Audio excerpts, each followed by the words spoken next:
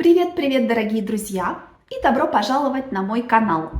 Меня зовут Таня Климова, и я здесь для того, чтобы помогать вам изучать русский язык. Если вам нравится моя работа, пожалуйста, ставьте большой жирный лайк и подписывайтесь на мой канал.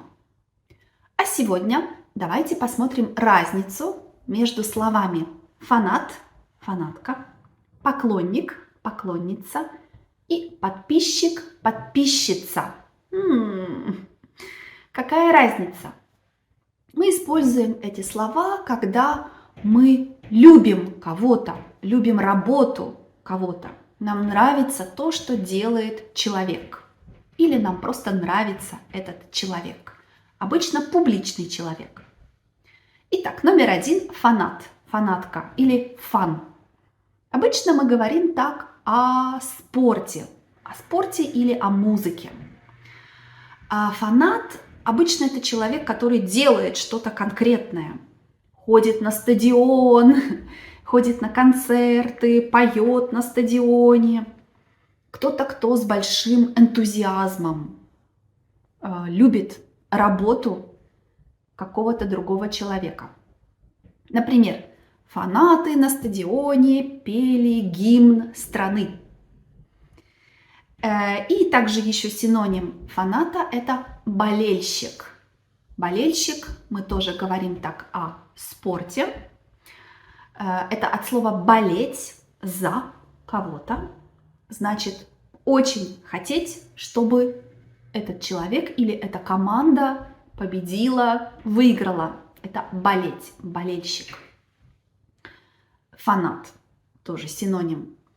Например, фанаты стояли в очереди после концерта, чтобы получить автограф рэпера. Или чтобы сфотографироваться с рэпером. Да, фанаты часто фотографируются, делают селфи со спортсменом или с музыкантом. Это фанаты. Теперь слово поклонник. Поклонник, поклонница. Интересно, это от слова поклон. Делать поклон значит делать так. Это старый жест. Есть еще страны Азии, где люди кланяются, делают поклон. Так, да. Это когда мы очень уважаем кого-то, очень любим. Поклонник, поклонница – это более литературное слово. В нем есть романтический нюанс. Нам нравится, может быть, работа человека, то, что человек пишет, делает, тоже играет, поет. Это может быть ученый. Но это также может быть человек, который просто любит нас или влюблен. Например, я очень люблю канадскую писательницу Маргарет Этвуд. Я могу сказать, что я поклонница Маргарет Этвуд. Если бы я увидела ее, встретила ее и начала с ней говорить на русском, я бы сказала: «О, я ваша большая поклонница, я ваш большой поклонник, я поклонник вашей работы, я поклонница вашей музыки». Также, например, актер, красивый актер, талантливый актер, у него есть поклонницы. Поклонницы ждали Леонардо Ди Каприо на выходе из гостиницы.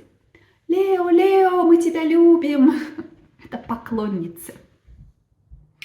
Балерина получила букет от поклонника. Человек, который любит ее работу. Но также, например, если девочка популярна в школе, она нравится мальчикам или девочкам, потому что она симпатичная или спортивная, или умная, веселая, мы можем сказать: Лиза получила смс-ку от поклонника. Это просто мальчик, который в нее влюблен. Поклонник. И, наконец, подписчик, подписчица. Подписчик, подписчица. Мы используем это слово в контексте соцсетей и интернета. Соцсеть – это, например, Facebook, Instagram, YouTube– это соцсети.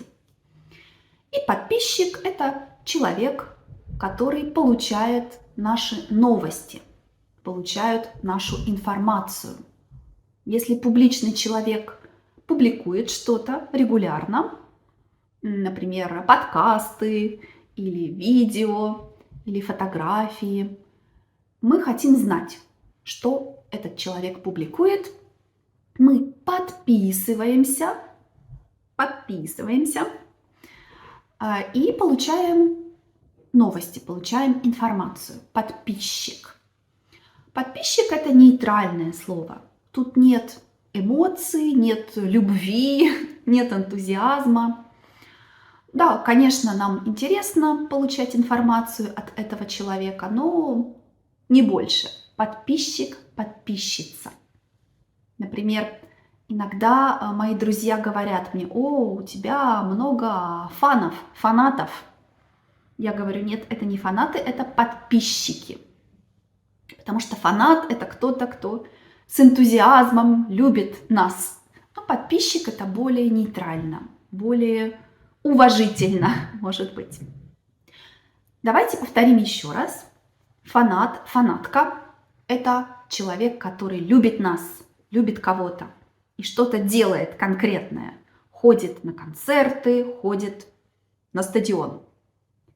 Поклонник, поклонница – это более романтичное слово. Человек, который любит нашу работу или немножко влюблен в нас, что-то делает для нас. И, наконец, подписчик, подписчица – это человек, который просто получает наши новости. Вот так. Пишите, пожалуйста, ваши примеры. Если вам понравилось видео, подписывайтесь, будьте моими подписчиками. Смотрите у меня на сайте транскрипции, PDF-книги и, конечно же, клуб «Дача», где вы получаете подкасты и видео каждые 5 дней. Да-да-да. Я надеюсь, что вы использовали субтитры для видео, чтобы вы все поняли. Если не все, то смотрите еще раз. А я говорю вам до скорого, дорогие подписчики, на моем канале. Пока-пока!